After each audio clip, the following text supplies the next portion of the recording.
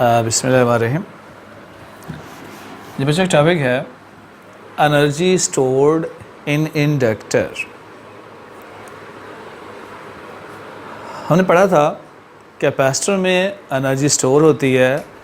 Capacitor दो parallel plates होती हैं, एक नेगेटिवली चार्ज और एक पॉजिटिवली, दोनों के दरमियान इलेक्ट्रिक फील्ड होता है।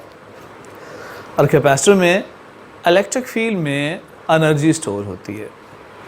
जबकि जो इंडक्टर है, इंडक्टर क्या होता है, जिसमें सेल्फ इंडक्शन होती है, उसे इंडक्टर कहते हैं। शेप इसकी सोलेनॉइड की तरह होती है, ऐसे, जिसके साथ बैटरी को बांध दिया, स्विच को बांध दिया और रियोस्टेट है।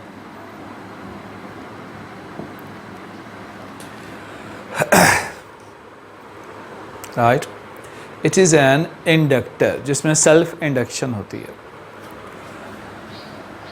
अब होगा क्या, जो ही आप स्विच को ऑन करेंगे करंट फ्लो करेगा इंडक्टर में और एक ईएमएफ इंड्यूस होती है जिसको हम सेल्फ इंड्यूस ईएमएफ कहते हैं। और सेल्फ इंडक्शन में हमने उस वोल्टेज की वैल्यू पढ़ी थी, L delta I over delta T. ये बैक ईएमएफ होती है, अपोजिंग ईएमएफ होती है। इसका काम इस बैटरी को अपोज करना है। एक बैटरी हमने खुद जोड़ी है, बैटरी का काम करंट को पुश करना होता है, करंट पैदा करना, चार्ज को पुश करना होता है। जबकि जो इंड्यूस ईएमएफ है, ये क्या करेगी, ये बजाय चार्जेस को सपोर्ट करने के उनको रोकने की कोशिश करेगी, क्योंकि ये अपोजिंग है, बैक ईएमएफ है, इस बैटरी के अपोजिट है। लिहाजा इस अप्लाइड बैटरी को कुछ ज़्यादा काम करना पड़ेगा इंड्यूस ईएमएफ के ख़िलाफ़ चार्जेस को धक्का देने के लिए। फ़र्ज़ करें चार्ज डेल्टा क्यू मूव कर रहे हैं, इन चार्ज को इस इंड्यूस ईएमएफ के ख़िलाफ़ धक्का देने के लिए इस बैटरी को जो एक्स्ट्रा काम करना पड़ेगा वो इसके मैग्नेटिक फील्ड में as a potential energy store हो जाएगा। लिहाजा इंडक्टर में जो एनर्जी स्टोर होती है वो मैग्नेटिक फील्ड में स्टोर होती है और कैपेसिटर में जो एनर्जी स्टोर होती है वो इलेक्ट्रिक फील्ड में होती है। सोलेनॉइड का काम मैग्नेटिक फील्ड पैदा करना होता है, तो ये मैग्नेटिक फील्ड है, मैग्नेटिक फ्लक्स है। जब मैग्नेटिक फ्लक्स चेंज होता है, एक ईएमएफ इंड्यूस होती है जिसको आपने सेल्फ इंडक्शन कहा था। सेल्फ इंड्यूस ईएमएफ है, rate of change of current पे डिपेंड होता है इंड्यूस ईएमएफ का, और डायरेक्शन क्या है, अपोजिट है। ये इस बैटरी के अपोजिट है। लिहाजा इस बैटरी को, जिसको हमने वी कहा हुआ है, चार्जेस को धक्का देने के लिए, करंट को मेंटेन रखने के लिए जितना एक्स्ट्रा काम करना पड़ेगा वो वर्क इस मैग्नेटिक फील्ड में स्टोर हो जाएगा एज ए एनर्जी। कितना काम करना पड़ेगा, ईएमएफ किसके बराबर होता है, ईएमएफ बराबर होता है वर्क पर चार्ज। यहाँ से वर्क की वैल्यू क्या होगी, वर्क होगा चार्ज मल्टीप्लाई इंड्यूस ईएमएफ। तो यही work as a energy, as a potential energy magnetic field में स्टोर होगा। इंड्यूस ईएमएफ की वैल्यू पुट कर लें, मैग्नीट्यूड पुट कर लें, delta Q L delta I over delta T. It can also be written as L delta I delta Q divided by delta T. ठीक है, current zero से start हुआ और मैक्सिमम कितना करंट जाता है, मैक्सिमम आई तक गया। ठीक है, इसमें डेल्टा आई जो है ये चेंज इन करंट है। और चेंज कैसे मालूम की जाती है, final minus initial, final current minus initial, ये डेल्टा आई की वैल्यू है। जबकि जो delta Q over delta T है इसको हम एवरेज करंट कहते हैं। और एवरेज करंट कैसे मालूम की जाती है, minimum plus maximum divided by 2, तो ये हाफ आई बन गया। Delta Q over delta T ये भी rate of flow of charge है, करंट है, इसे एवरेज कहते हैं। एवरेज कैसे मालूम करते हैं, मिनिमम प्लस मैक्सिमम बाय 2। तो डेल्टा आई और delta Q over delta T दोनों के वैल्यूज़ यहाँ पुट करें तो वर्क जो कि एनर्जी के बराबर है, इसकी वैल्यू आ गई एल आई और ये हाफ आई होगा, that is equal to half L I square. So this much energy is stored in the magnetic field of inductor. तो ये एनर्जी इंडक्टर के मैग्नेटिक फील्ड में स्टोर होती है, राइट. अगर लेंथ ऑफ इंडक्टर L है, इसका area of cross section A के बराबर है, तो वॉल्यूम ऑफ इंडक्टर कितना होगा, AL. हम एनर्जी डेंसिटी मालूम करते हैं. एनर्जी डेंसिटी किसके बराबर होती है, एनर्जी डेंसिटी का फार्मूला होता है energy per unit volume. Volume of inductor क्या है, AL. कैसे मालूम करेंगे, इसी इक्वेशन में, इक्वेशन 1 में अगर हमें L और I दोनों की वैल्यूज़ का पता चल जाए तो हम एनर्जी डेंसिटी फाइंड कर सकते हैं. तो हमारा टारगेट है इन दोनों की वैल्यूज़ मालूम करना, L और I की.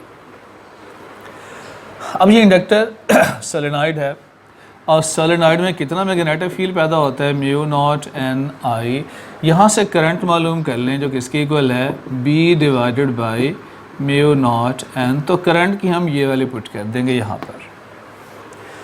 रह गया सेल्फ इंडक्टेंस, जो कैपिटल L है, ये क्या चीज़ है, सेल्फ इंडक्टेंस है.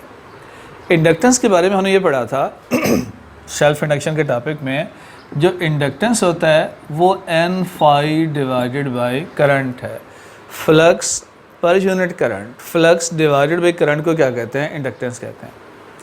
इसमें फाई क्या है, फ्लक्स है. अगर एक लूप है, एक लूप का फ्लक्स फाई है, और फ्लक्स किसके इक्वल होता है, फ्लक्स होता है मैग्नेटिक लाइन ऑफ फोर्सेस का एरिया में से पास होना फ्लक्स है. और B क्या है, जो मैग्नेटिक फील्ड पैदा हुआ सोलेनॉइड में, इसकी वैल्यू म्यू नॉट एन आई, ये पुट कर लें. तो फ्लक्स होगा mu naught N I multiply A. ये फ्लक्स की वैल्यू है. तो इस इक्वेशन 2 में जहाँ फ्लक्स है, फ्लक्स की जगह उसकी वैल्यू पुट कर लें.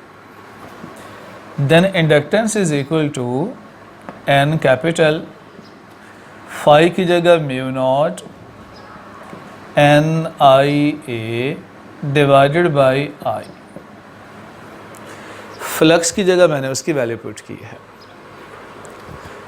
I से I कैंसिल हो गया, तो सेल्फ इंडक्टेंस कैपिटल L है mu naught capital N small n A. अब capital N total number of turns होती है, जबकि small n number of turns per unit length होती है.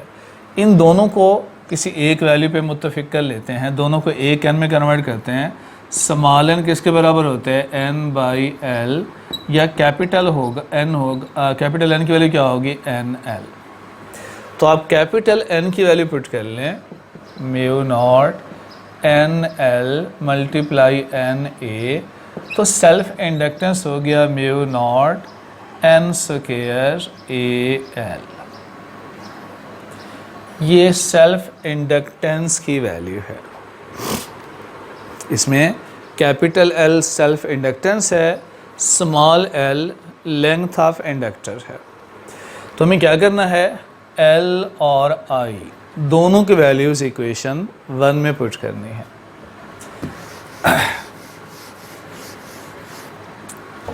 इक्वेशन 1 है energy half L I square. L की जगह mu not N square AL, और करंट का स्क्वायर है, ये करंट की वैल्यू है B square mu naught N, इस सारे का इस स्क्वायर कर लिया. तो करंट की जगह उसकी वैल्यू पुट की और उसका स्क्वायर कर लिया. 1/2 mu naught N square AL B square mu naught square N square. कुछ फैक्टर कैंसिल हो गए.